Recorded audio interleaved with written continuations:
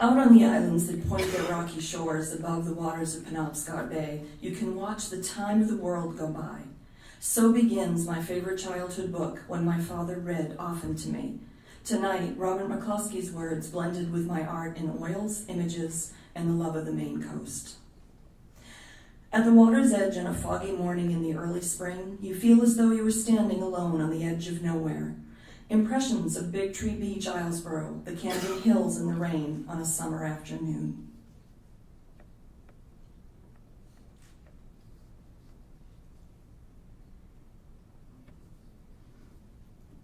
At the height of the summer season, the bay is spotted with boats, with racing sailboats, with cruising schooners.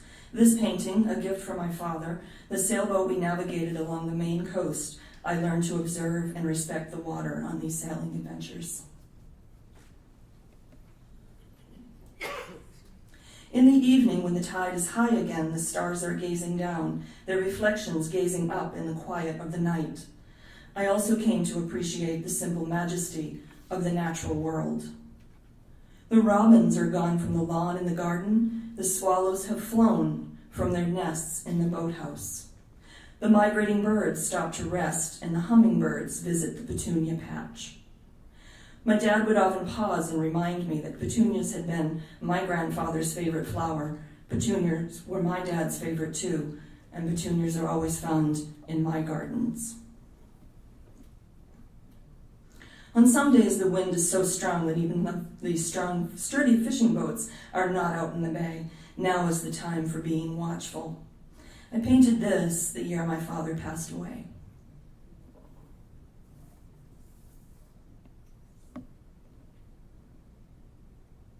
And at other times, there is not a breath of wind to ripple the reflection of an unusual sky. My father taught me to observe changes in the weather, not to fear, but to see the power and wild beauty in a thunderstorm, in a microburst, in a hurricane.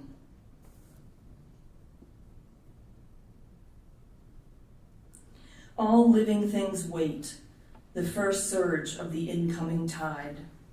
I have tried to pass this kind of knowledge on to my sons.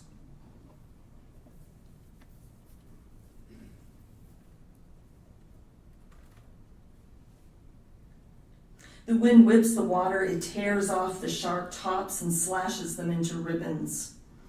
I often seek an invigorating walk on the beach in winter to breathe in the salt and the spray.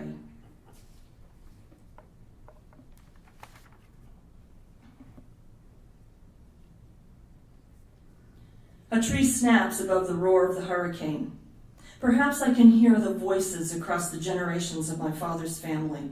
In 1643, in what is now Plummer's Point, across John's River, named for my ancestor, to Seal Cove, if I listen carefully. A latch gives way. People, papers, and Parcheesi games are puffed hair over eyes across the floor. My father pushes and strains to close and bolt out the storm.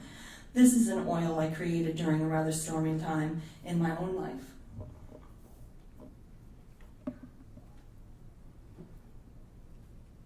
Then seeking out still more places where no one ever walked before.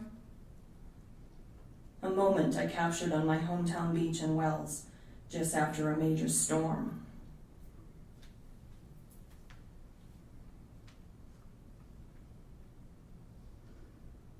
You realize that you are standing on a place where Indian children stood before the coming of white men. My ancestors, John and William, standing at Bristol Meeting House, walking peacefully on those places shared, I hope, for at least a time.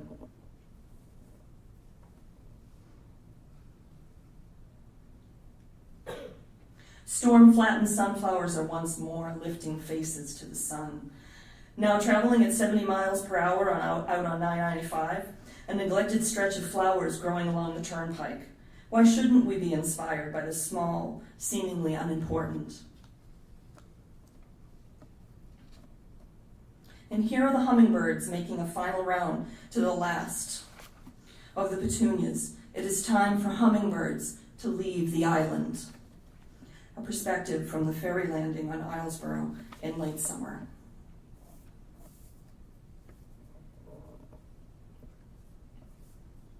Pack your bags and put in a few treasures, some gull feathers, a few shells, a book of pressed leaves, a piece of quartz, beach roses, seashells, sea glass, periwinkles, sea-tossed stones, treasures indeed.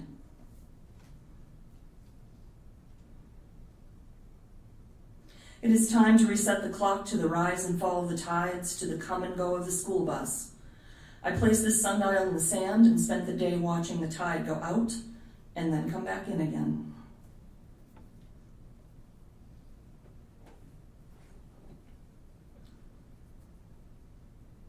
It is a time of quiet wonder. My latest inspirations come from sitting in silence in beautiful spaces with a cup of coffee and capturing the image, Penobscot Bay looking back at the Camden Hills. A time of quiet wonder.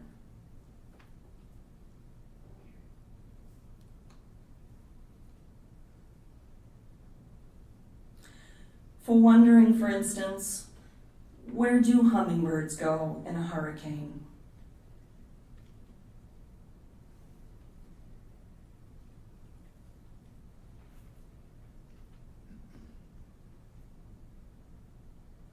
For wondering, for instance, where do hummingbirds go in a hurricane? I asked my father once, where do they go? He responded, the hummingbird is the question. We must seek the answers. What are your questions? If you seek your time of wonder, where will your sailboat of inspiration take you?